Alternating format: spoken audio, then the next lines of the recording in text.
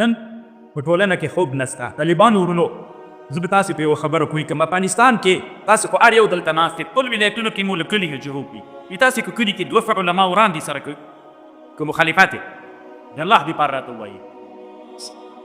هر یو له خپل کلي شروع کوي، ولسوالۍ ته لا مه ځئ. خپل کلي کې مو چې دوه علما دي څوک وایي د دوی په علم دا علوم قانوني دي. دې علومو کې اخلاص و ایمان و خوب نسته ده. دی په دغه مدرسه د قلب و د وجدان کې درس نه دی ویلی. علم هنر ته تللي دی وایي لقد ضل من زعم ان العلماء يتفاضلون بقوة العلم وكثرة المعلومات وإن الشعراء يتفاضلون بقوة شاعريته وحسن اختيار اللب ودقة المعاني وإن المؤلفين يتفاضلون بسعة الدراسة والمطالعة وكثرة التأليف والإنتاج وإن المعلمين يتفاضلون بحسن الإلقاء والمحاضرة واستحضار المادة الدراسية. ودي شيء باندې مو فکر کوو چې دا افضل دي. نه، تفاضل د علماو ته راځي بالحب والإخلاص والإيمان. راځئ طالبانو ورونو، د اسلامي امت په ټوله دنیا کې نن ضعیف امت اسلام ده. په ټوله دنیا کې نن ضعیف امت اسلام ده. اگر چې ډېر خلک نه دي، 2 میلیارد انسانان لري مسلمانان او ضعیف دي. ځکه چې څوک د اسلامي امت زعیم د مشر یې ده، مشکل په ځکه ده. بل کلي کې دی له خپل سره نه ده جوړ. د ولسوالۍ علما دی درو، یا د ولایت درو، یا د مملکت یو، خوب سته. نو خو د دوی علم د الله دپاره ده، مربی ایمان ده. که علم د جابو د مرتبې دپاره، نو چې یو چا علم د جابو د مرتبې دپاره نو خو دغه علم فرعونیت قارونیت څو که نه، بیا امت ته څه ګټه ورسېدله. نن امت چې جای په جای باندې ولاړ د حرکات نه کوي. نن چې په قرطبي جومات کې اذان ممنوع ده،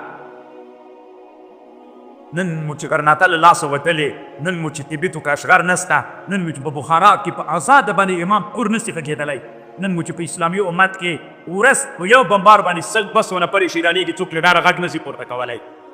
علت یې چی؟ علت یې دا ده چې د دین چې کوم رهبران دي هغوی ته نه خزانې ډکې کړي دي. نو ایمان نسته پکې، اخلاص نسته پکې، محبت نسته پکې. خب چې کله د ټولنې علماو په منځ کې اوب پیدا سو، د کلي علماو کې پیدا سو، ولسوالۍ کې پیدا کېږي، ولایت کې پیدا کېږي. خوب چې پیدا سو امت یو ځای کېږي. کله چې په امت یو ځای سو د اسلامي امت حرکت کوي، بیا روانېږي، یا سرحدونه نه مني، بیا بېرته خپل تاریخ راژوندی کوي.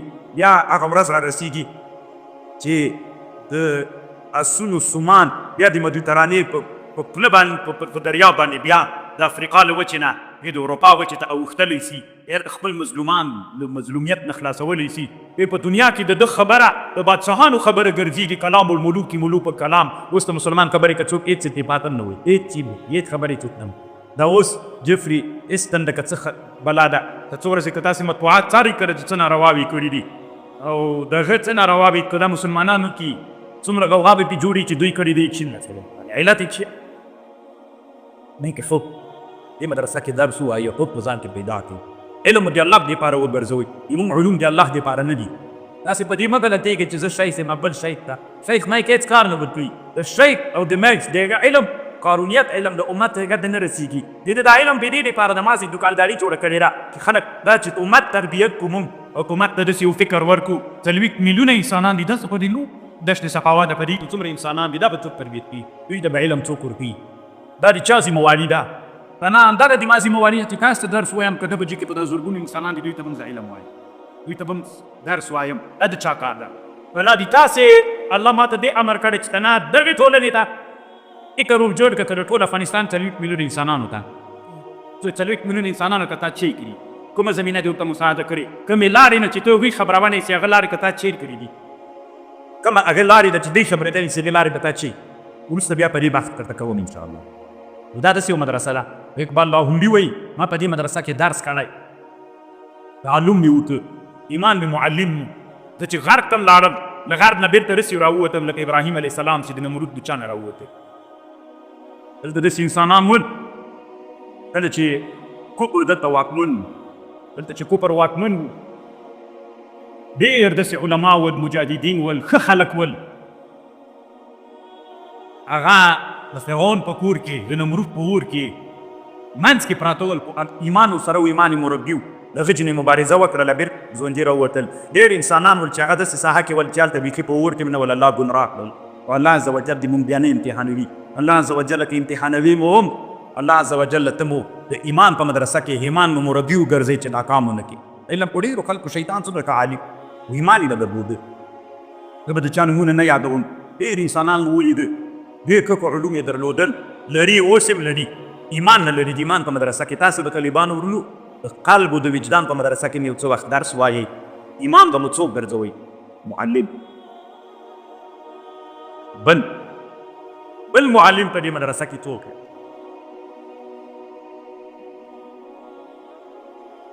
فذلك الاستاذ العظیم هو القرآن الکریم. په دې مدرسه کې دویم استاذ چې د هغه قرآن ده. قرآن به ځان دپاره استاد ګرځوئ. اقبال لاهوري وایي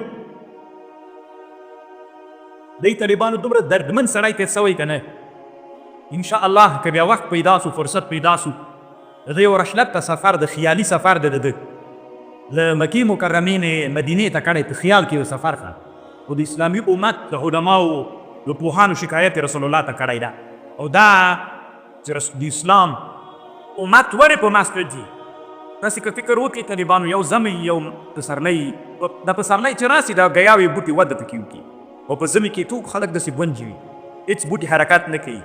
ولې په اسلامي امت باندې زمی ده؟ ولې په اسلامي امت پسرلی نه راځي؟ کوم شیان چې علتونه دي په هغه ټول علتونه رسول الله اسلام ټول سفر داسې سفر ده تاسو کې انشاءالله کوم چې وبزاړئ داسې یو دردمند د اسلامي امت دا سړی کیسه و. اقبال لاهوري وایي 3 کاله کېده ما به سهار مو چې وکړه قرآن به مې دی قرآن به مې راواخېسته قرآن تلاوت کوم 3 کاله هر سهار به مې چې قرآن راواخېست لار به مې راته ویلې لار به مې چې ولیدله ما نه مې پوښتنه وکړه چی کوي؟ ما به ویلې قرآن به 3 کاله هر سهار به مې چې قرآن راواخېست چی کوي مې قرآن به بیا به مې قرآن راواخېست چی کوي مې قرآن به اخر 3 کاله بعد یې ما نه پوښتنه وکړه وایي 3 کاله چې وته ما یو ورځ پوښتنه چې وکړه ته پلاره ده هره ورځ ما نه پوښتنه کوي نو ما خو په علت باندې پوه که ولې ما نه پوښتنه کوي وایي ما ته یې ویلې چې زویه قرآن داسې ووایه لکه په تا چې نازل شوی داسې قرآن ووایه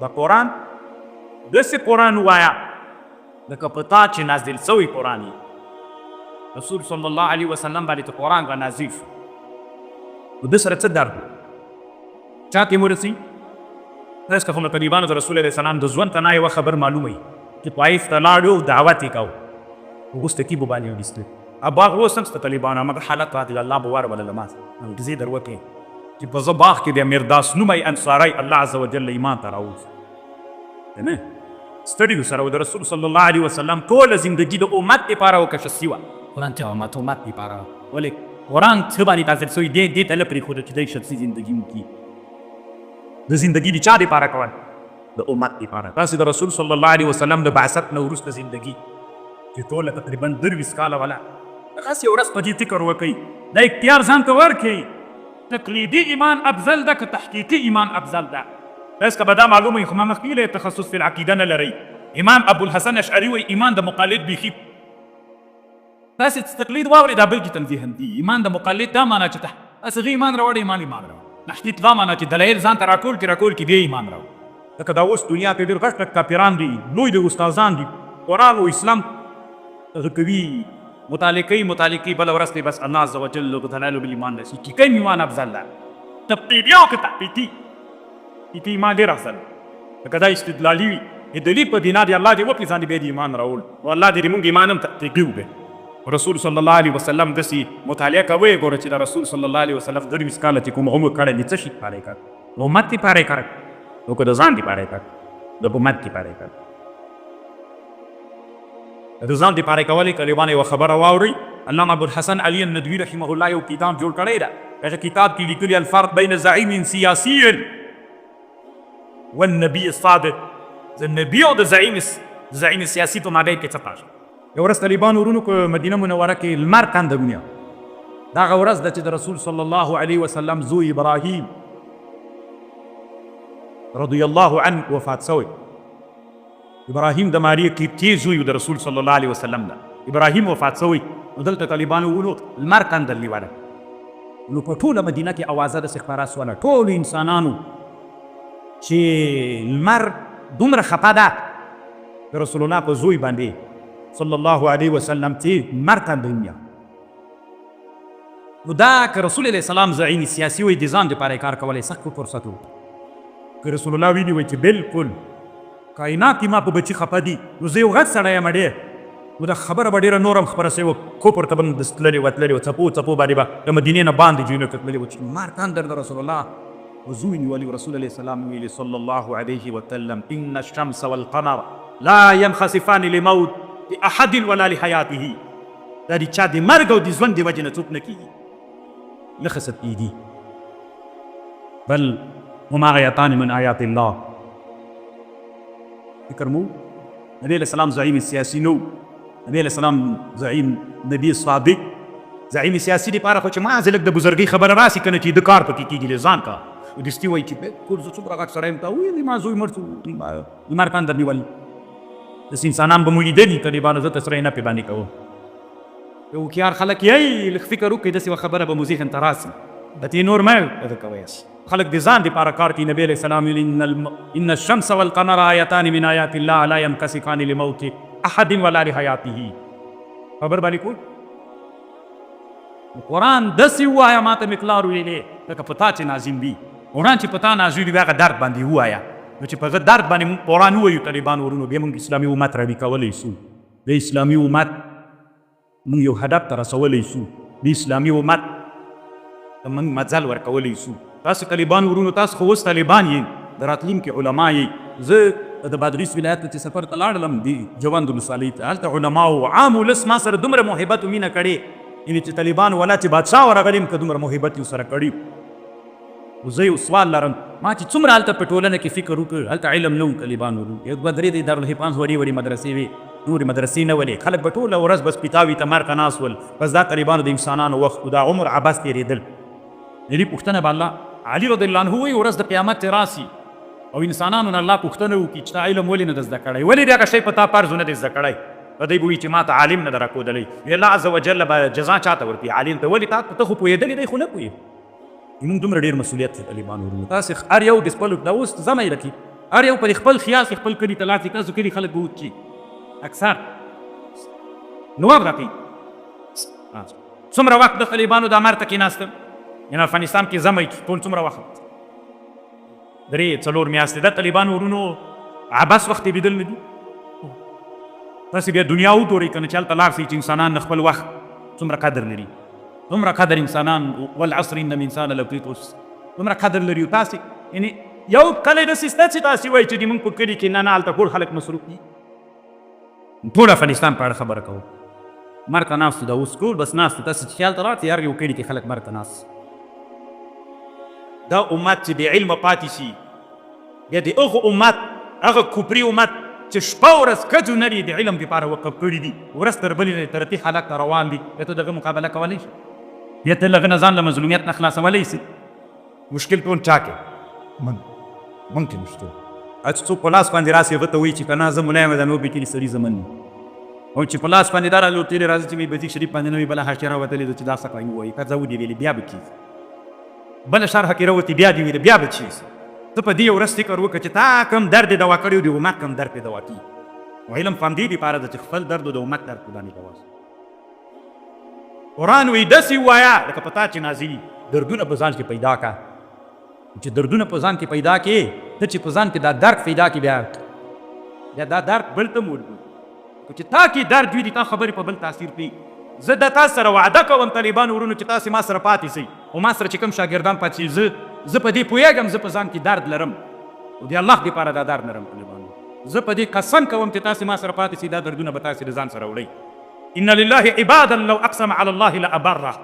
زه په دې یقین لرم طالبان رسول الله وي صلی الله علیه وسلم زه په دې یقین لرم چې دا درد به تاسې درځي ځکه ما کې تاریختونه درد دي تاسې ته درځي. دا یاد ساته. او چې چا کې درد دی طالبانه 2000 وارې چې دا خبرې وکړي چې ما کې درد نه سره شمعه چې له بلې شمعې نه بلوي چې هغه شمعه مړی بله شمعه یې دې پلار هم داسې بلوه خو چې دې شمعه کې وولېږه بله شمعه نه ونشي. دا یاد ساتي طالبانو. قرآن داسې قرآن ووایي چې درد کله چې تاسې راتلونکي کې د امت د 40 میلیونه انسانانو څوک مربیان وایي تربیه او معلمان نو چې تاسې کې درد پیدا سي نن ما